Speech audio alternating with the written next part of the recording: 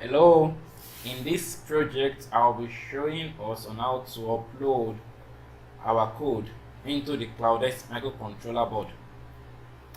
The first thing to do is to click on the load icon on the IDE. You double click on it. Alright, then it shows an error sound because of the microcontroller board is not connected to the computer yet. So first thing to know if when my microcontroller is connected to the computer is you click on this drop down menu and check the current COM port available, and you can see I have COM port 1, COM port 3. In your own project, in your own loader, you might not have any of this because maybe you've not used a COM port before.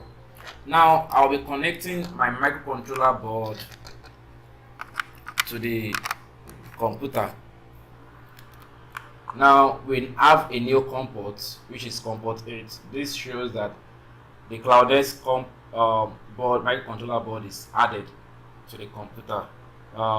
Is connected to the computer. So I'll click on the COM port 8 because that is a new COM port added. Okay, now this shows that CloudX M633 found and the serial port that it's being connected to. Now to upload our project, click on browse, then you select your project name. Now I use the name of my project is blink.c.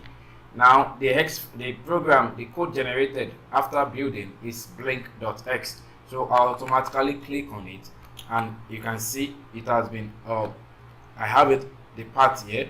The next thing I need to do is to click on upload.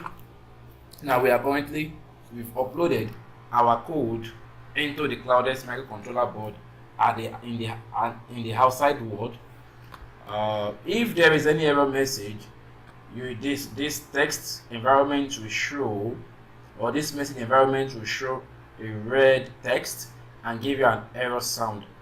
Now we've successfully loaded our code in the real world, and my microcontroller has started working. Thank you for watching this video on how to upload your code into the microcontroller.